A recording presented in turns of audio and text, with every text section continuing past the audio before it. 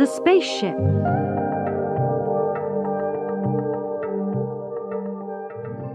Happy birthday to me, happy birthday to me, sang Harry in a loud, cheerful voice. He pushed his hat back onto the back of his head and sang again, Happy birthday, dear Harry, happy birthday to me. Police Constable 5601 Harry Evans was driving back to the police station along the country roads of West Yorkshire. He was a short, round man with a friendly face and a cheerful smile. People liked him. Harry drove through a small village and continued along the quiet country road. He drove round a corner and stopped. There was something in front of him. Something big, very big. And it wasn't really on the road.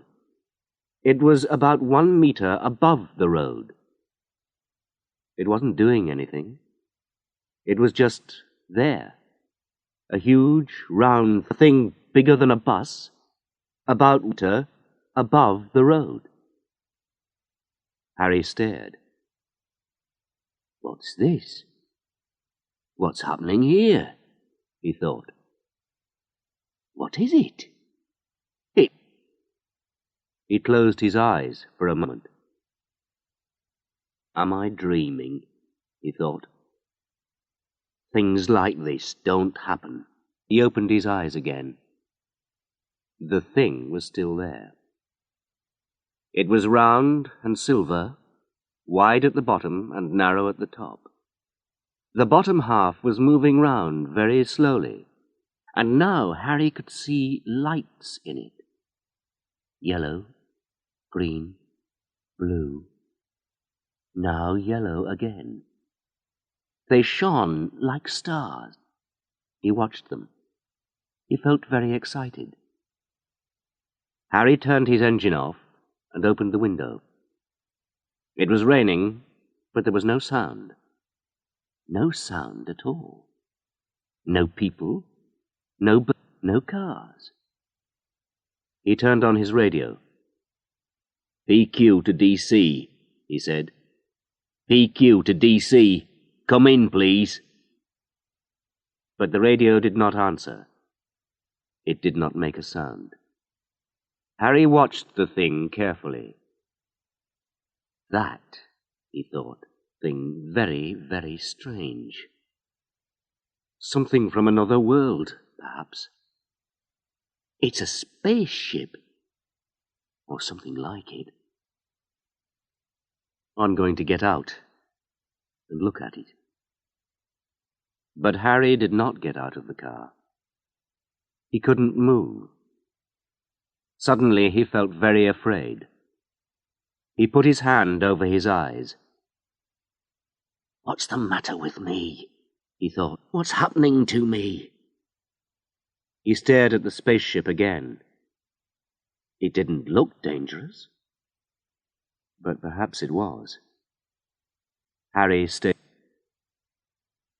After a few minutes, Harry found his notebook and wrote down the time and place. 5:15 p.m., 1 kilometre outside Little Ashwell on the Castleford Road. Then he drew a careful picture of the spaceship. But how can I draw the lights? He thought. He watched them again. They were changing quickly now. Blue, yellow, green, blue, yellow. They're beautiful, he thought. Like stars. He wasn't afraid now. He was excited. Here I am, he thought. Constable Harry Evans. I'm not important. Why me? I've seen a spaceship. On my birthday, too. I don't understand it. And who's going to believe? The lights changed faster and faster. And then Harry heard something. Somebody's singing, he thought. No, It wasn't singing or music. It was just a soft, quiet sound, and it was very beautiful. Harry smiled. He sat quietly and watched and listened. He felt very happy. He sat there for about 10 minutes. No cars passed, and no people. That's strange, he thought. Usually it's a busy road. Where is everybody? Suddenly, a bright red light shone under the spaceship. Harry put his arm in front of his eyes. The light was too strong. Again, the spaceship was not there. He looked up into the sky and saw a red light. It was moving very fast, much faster than... In 2 seconds, it appeared. Harry suddenly felt very tired and very sad. Got out of the car. It wasn't raining now. Wet from the rain, but in the middle of the road there was a big dry ring. He walked slowly across it. It was 10 meters wide. In the middle there was a small white ring. It was made of white powder. He put some of the powder in a paper bag. Harry stood up. There's a lot of noise now, he thought. He heard a car, and birds, and the sounds of children. A woman with a baby passed him and smiled. "Hello," she said. "Are you still here?" Yes," he said. He did not understand her. He was very tired and sad. I'm sure it was a spaceship, he thought. It wasn't a dream. It was a moment in my life. But why me? And why am I so sad now?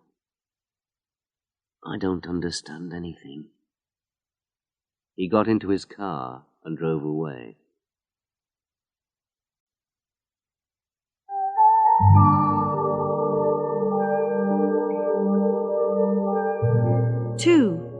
Harry's in trouble. 5 minutes later, Harry arrived at the police station and walked into the building. He passed his friend, Constable Jim Deacon. "You're in trouble, Harry," said Jim. "Where have you been? The inspector wants you. Now." Harry hurried to the inspector's office. I mustn't say anything about the spaceship, he thought.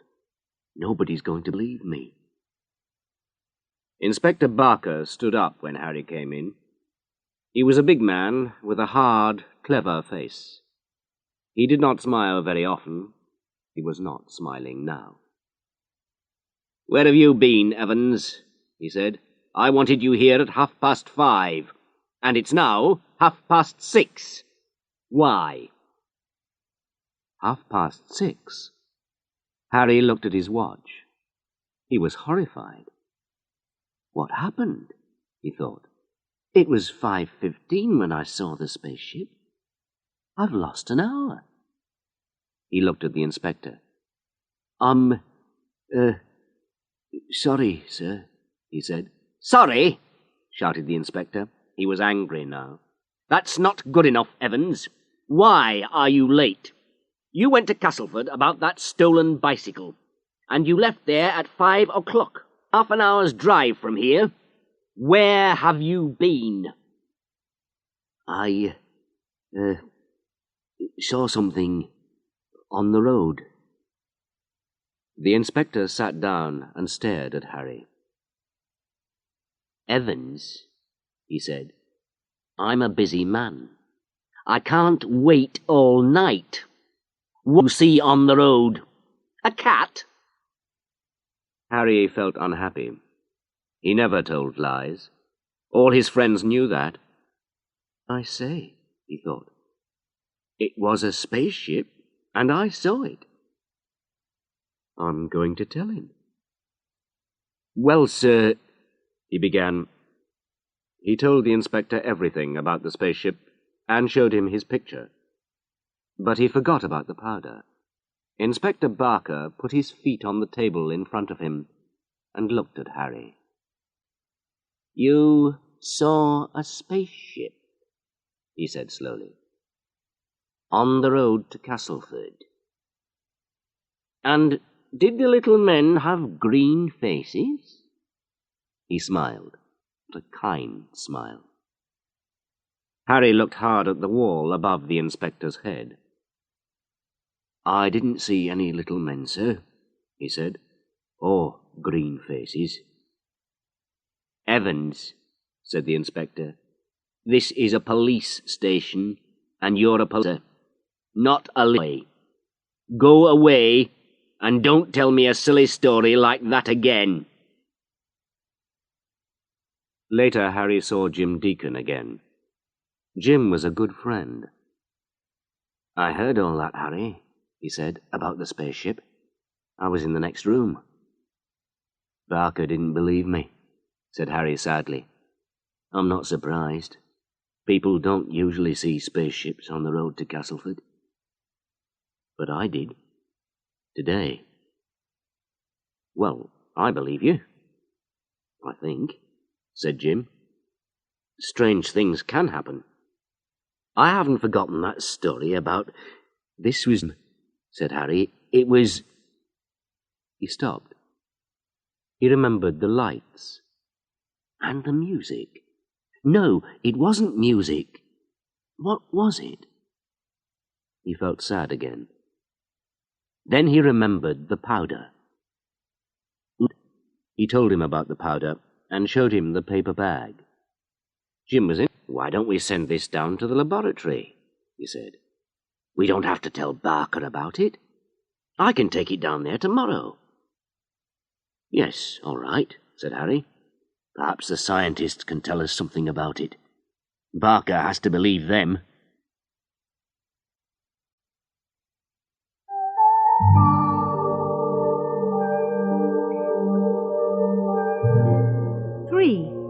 A Strange Story. Jim Deacon knew Harry Evans well, and he liked him. He knew Harry was a good policeman. But it was a very strange story. "I've heard some strange stories," he thought, "but this is the strangest." Next day he took the powder to the scientists in the laboratory. Then he drove along the Castleford Road to well. He stopped his car 1 kilometre outside the village, got out, and looked at the road. There was no white powder on the road, just some old newspapers and a Coke bottle. "Now what?" thought Jim. He pushed his hat to the back of his head and looked round. Everything looked ordinary. Birds were singing in the trees. Nothing happened. Then a woman with a baby came round the corner. She smiled at him. "Hello," she said. "Are you looking for your friend?" Jim stared at her in surprise. "Sorry," he said. "I don't understand." The baby was crying, and the woman picked it up. "You know," she said, "the other policeman, the short one. He was here last night. Are you looking for him?" "Oh, no, not really," said Jim. "But is he all right?" "All right? Yes, I think so. Why? Looked very strange last night, you know. I thought perhaps he was ill." "Did he?" said Jim. "That's very interesting." He took out his notebook. "Tell me about it. What did you see him?" "Well, I saw him twice, in fact. I passed him when I was going to the shops at about 5, and then I came back at about 6:10. Jim thought for a moment. "But what was the police doing when you saw him?" "Well, the first time, when I was going to the shops, he was just sitting in his car. I think he was drawing something. I was very near, but he didn't see me. And then, when I got to the end of the road, I looked back. He got out of his car, walked towards the middle of the road. He had his hands out in front of him, and a big smile on his face. It was very strange. Yes, Jim thought. That is strange. Harry didn't say anything about that. He looked at the woman carefully. And, did you see anything unusual on the road? The woman smiled. No, nothing. And you didn't hear anything? No, only the baby. When we left home, she was crying, but when we got here, she stopped and began smiling and laughing. She was pointing at something on the road, too. I didn't understand it. I looked, but there was nothing there, nothing at all. But she was very excited. I see, said Jim. But I don't see, he thought. I don't understand it at all. And then you saw the policeman again at 6:10. What was he doing then? He was standing in the middle of the road, answered the woman. I spoke to him, but he didn't understand me. He looked sad and tired. Are you sure? All right now? Oh, yes, said Jim. Yes, he's fine.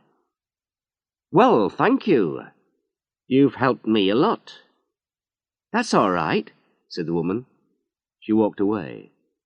The baby was crying again.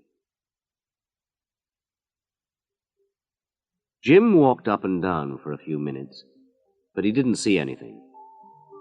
What did the baby see? He thought.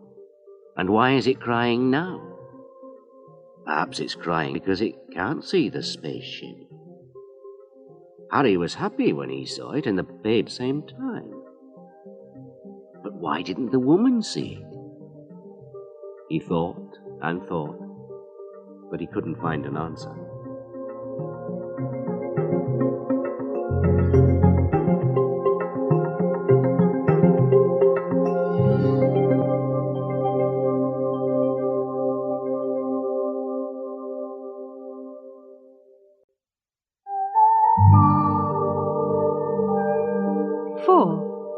No one believes Harry. A week later, the report on Harry's white powder arrived at the police station. Constable Deacon's name was on the report, but the constable on duty gave it to Inspector Barker. This has just come in from the laboratory, sir, he said. It was lunchtime, and Harry Evans was having a cup of tea upstairs. He was thinking about the spaceship. He thought about it every day. I haven't felt happy since that day, he thought. It was a wonderful day. But why did I tell Barker? He didn't believe me. And does Jim really believe me? He looked sadly out of the window. Jim found him there. Harry, he said, come on. More trouble. Barker wants us. Oh, no. What is it now? That report on the powder. It's just come in, and the fool on duty gave it to Barker, said Jim. Inspector Barker was walking up and down his office. He had a piece of paper in his hand. Ah, Evans and Deacon, he said. Good. Very good. Perhaps you can help me. I need some help. I don't really understand this. No, I don't. Now, listen. Harry closed his eyes for a moment. I'm not going to like this, he thought. The inspector read from the piece of paper. Report number 345834, 14th July. A paper bag with white powder from the Castleford Road. When we opened the bag, a lot of strange yellow smoke came out. It smelt very bad. The smoke disappeared very quickly, and there was no powder left in the bag. Perhaps it was interesting, but we cannot make a report. Please send some more of this powder in a glass bottle. The inspector put the report on the table and looked at Harry. Is this your spaceship again, Evans? He asked. Yes, sir. I found the powder on the road. He stopped. Why, he thought. He saw the lights again in his mind and heard the soft sound of something. What was it? And why?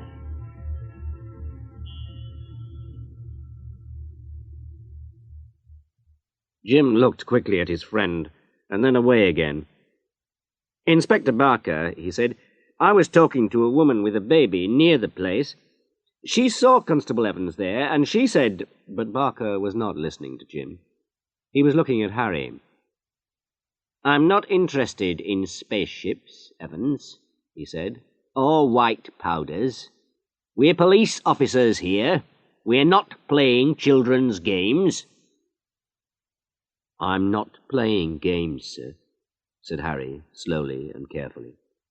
It was there, and I saw it. I don't understand it, but I saw it. You've been a police officer for how long? 30 years? That's a long time, Evans, said the inspector loudly. A long time. Perhaps it's too long. Think about it, Evans. Think about it. Soon everybody knew about Harry Evans and his spaceship, and most people laughed at him. Have you seen any good spaceships today, Harry? They asked him. Sometimes Harry laughed with them, but he really felt unhappy and angry about it. And then one day a policeman wrote Harry's spaceship on a piece of paper and put it on Harry's car window. Harry shouted at him, and there was nearly a fight. Jim met him later in the police restaurant. Harry was sitting alone with a cold cup of tea. He was staring at the wall. Why not forget it, Harry, old friend? Jim said. It was just a joke. The man thought it was funny, that's all.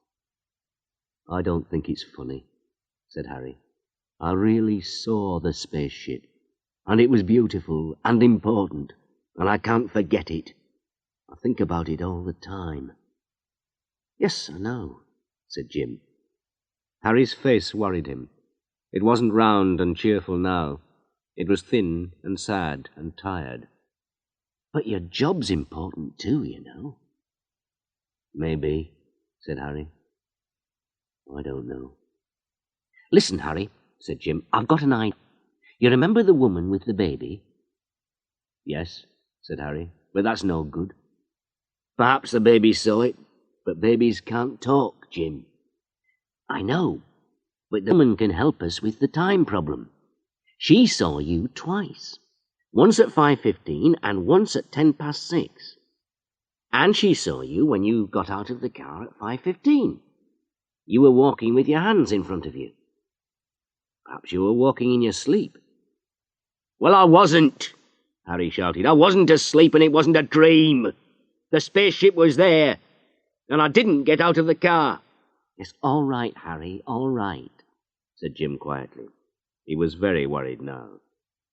But there's this problem of time, you see. I think you've forgotten something very important. Listen, why don't you see a doctor? Perhaps... Harry pushed back his chair and stood up. No, Jim, I don't need a doctor.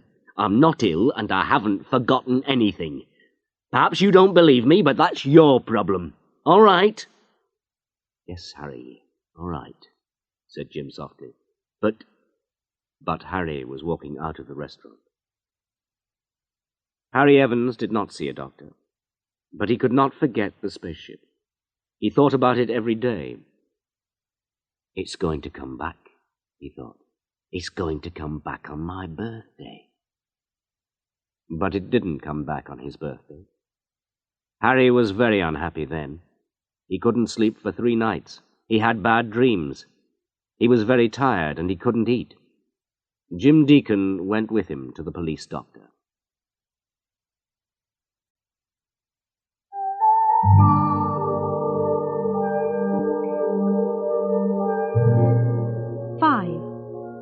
Harry remembers. Dr. Margaret Darcy was an important psychiatrist. She knew a lot about people's thoughts and dreams. She listened to Harry's story and talked to him quietly and kindly. "Now, Mr. Evans," she said, "would you like to sit in this chair, please? Watch the computer and listen to me." Dr. Darcy quietly turned on her recorder. She looked at Jim. "I always record everything," she said. Harry watched the computer. Soft light shone on and off. Blue, green, orange, pink, blue again. "I like them," he thought.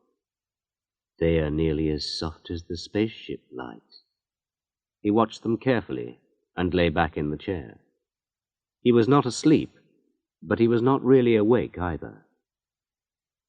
"Now then, Harry," said Dr. Darcy, "I'm going to take you back in time.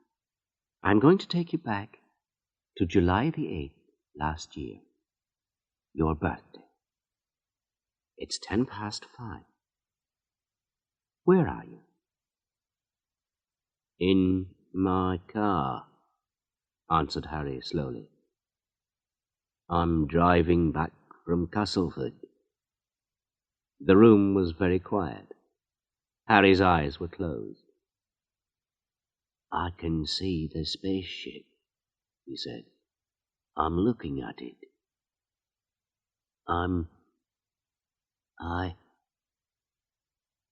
They want me."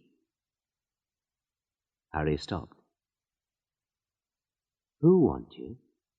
asked the doctor quietly. "They do," said Harry.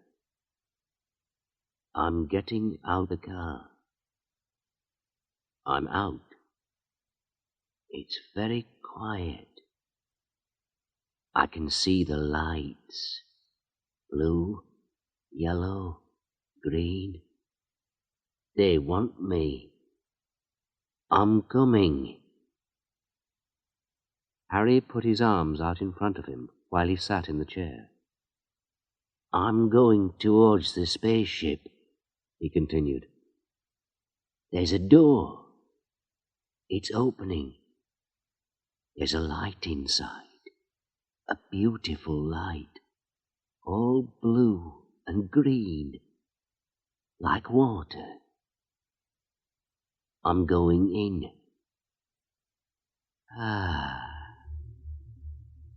He smiled. His voice was very happy. "I'm inside. I'm in a room, a round room with no doors. I can hear the sound now. It's not really music, but it's very beautiful." Suddenly Jim could hear it too. A very quiet, beautiful sound.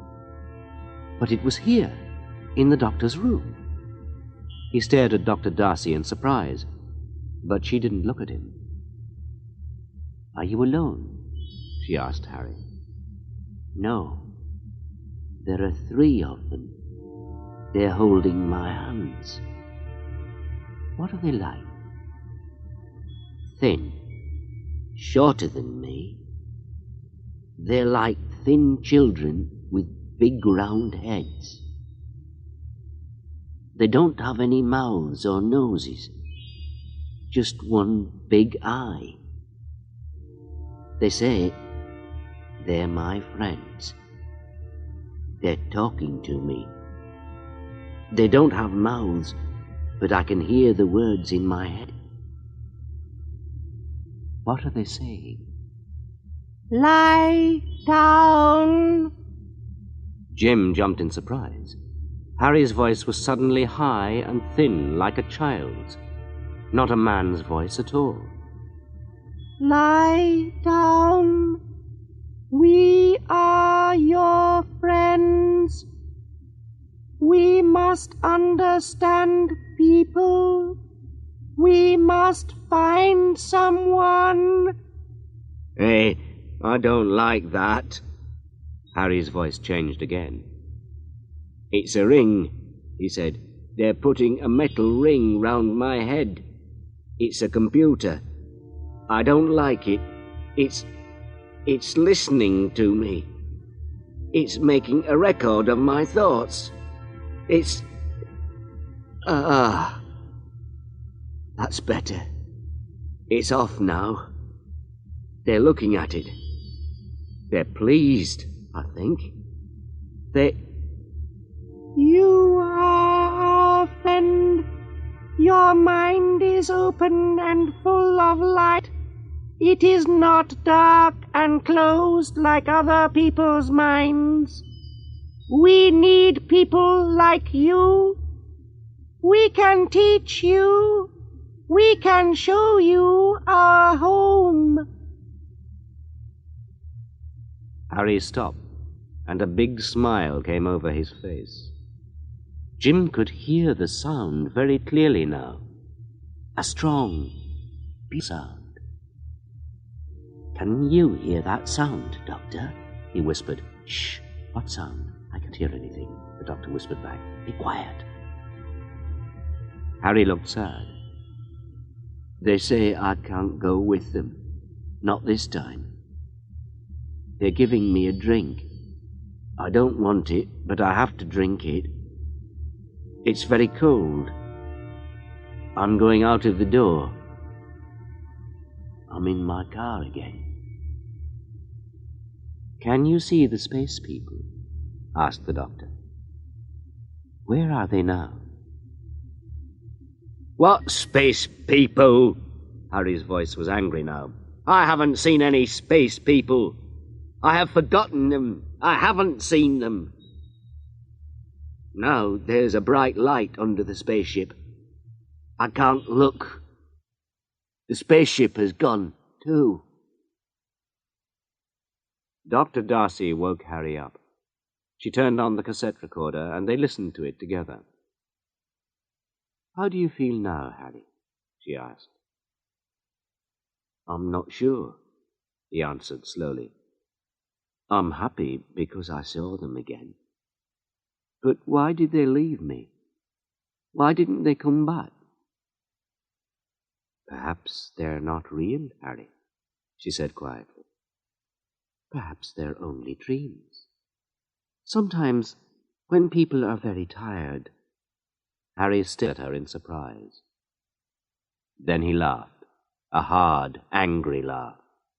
"Oh, I see," he said. "You don't believe me either. The space people are right, then. Most people have got closed minds. Come on, Jim. I'm going home. I know I'm not ill."